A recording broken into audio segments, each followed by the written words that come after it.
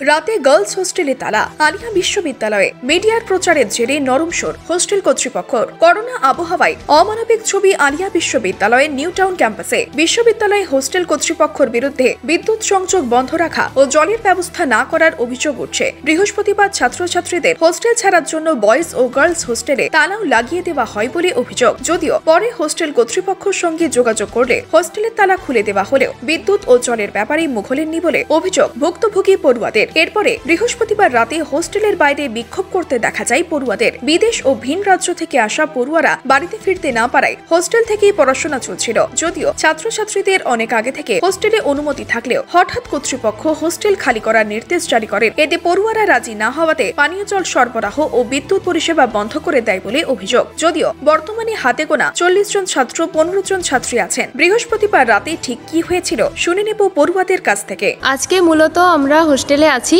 কিন্তু আমরা যখন খাওয়ার আনতে বাইরে যেতে চাইছি তখন দেখছি গেটে তালা বন্ধ। আমরা এখানে বলছে যে তালা লাগিয়ে কে বাইরে চলে গেছে, তালা খুলছে না। আমরা বন্ধ অবস্থায় আছি এবং আমাদের কারেন্টও অফ করে দিয়েছে।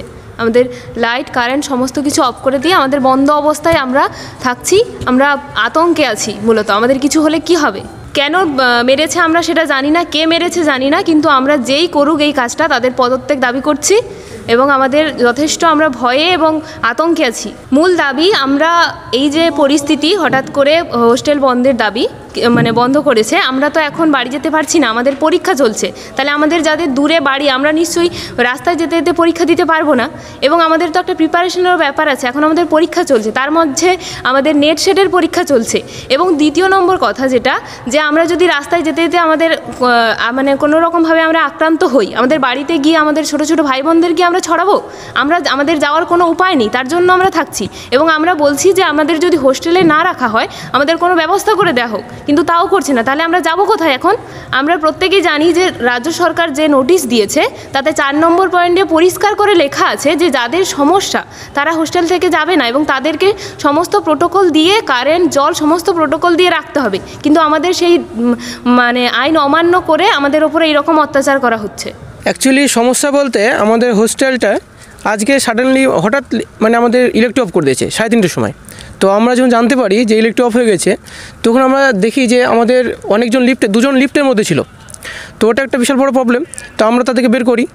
তারপরে ফের গোটা দুটো হোস্টেলে ছেলেমেয়েরা আছে, কোনো নোটিশ ছাড়াও অফ করে দিয়েছে ইলেকট্রিক। এর ফলে অনেক মেয়েরা আছে যাদেরকে তালা মেরে রেখে হয়েছিল। হোস্টেলে ইলেকট্রিক অফ করে 7টা পর্যন্ত তালা মেরে রেখে দেওয়া হয়েছিল। তারা বেরোতে পারছিল না, এমনকি তাদের বেরোনোর সুযোগ দেওয়া হয়নি। আমরা হোস্টেল চেয়ারম্যানকে যখন কল করি, হোস্টেল চেয়ারম্যান আমাদের কারো কল ধরে না। ইলেকট্রিশিয়ান নেই ইউনিভার্সিটিতে এখন বর্তমানে।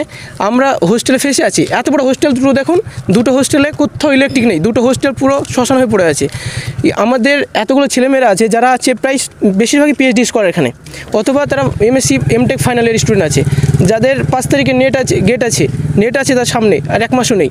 তারা পড়াশোনা করার জন্য হোস্টেলে আছে। এইভাবে একের পর এক দিন প্রতিদিন স্যারেরা একের পর এক ঝামেলা করছে আমাদের সঙ্গে ইলেকট্রিক অফ করে নিয়ে। এখন যেটা মেন প্রবলেম হচ্ছে সেটা হচ্ছে যে আমাদের থাকা নিয়ে।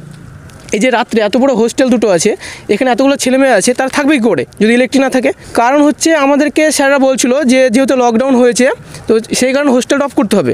তো সেই অনুযায়ী আমাদের নোটিশ দেয়। তো নোটিশের ওখানে একটা জিনিস ছিল, যারা এখানে বেশিরভাগ আছে, অনেকজন যারা এখন বর্তমানে আছে হোস্টেলে, এই যে 600 জন হোস্টেল, সেখানে খুব জোর 40 থেকে 50 জন স্টুডেন্ট আছে।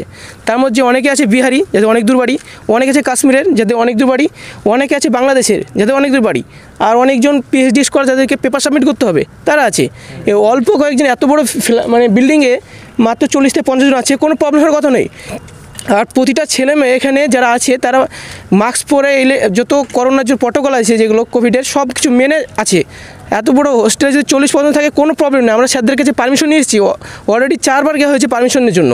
তারপরে স্যাররা হঠাৎ এইভাবে ইলেকট্রিক অফ করে দিয়েছে, কোনো নোটিশ ছাড়া, কোনো কিছু ছাড়া। পড়ুয়াদের বিক্ষোভের সময় পৌঁছে যায় মিডিয়া, ফলে আজ ঠিক দুপুরে হোস্টেলের বিদ্যুৎ পরিষেবা দিতে বাধ্য হয় কর্তৃপক্ষ।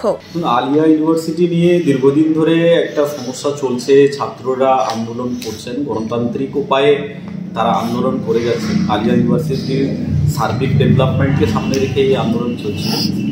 পশ্চিমবঙ্গের সংখ্যালঘু সম্প্রদায়ের মধ্যে এই বিষয়ে সচেতনতার মধ্যে ভীষণভাবে আলোচনাও চলছে। আর ঠিক সেই সময়ে যে খবরটা পেলাম যে সেখানে হোস্টেলে তালা লাগিয়ে দেওয়া বা হোস্টেলে জলের যে পরিষেবা সেগুলো বন্ধ হয়ে যাওয়া বা বন্ধ করে দেওয়া, এগুলো সত্যি মানে খুবই অমানবিক ঘটনা ঘটেছে। যে বা যারা করেছে সেটা মানে এটা তো সরকারিভাবে যে সহযোগিতাই হয়ে থাকুক না কেন, এটা খুবই নিন্দনীয়। আমরা এর তীব্র নিন্দা জানাচ্ছি।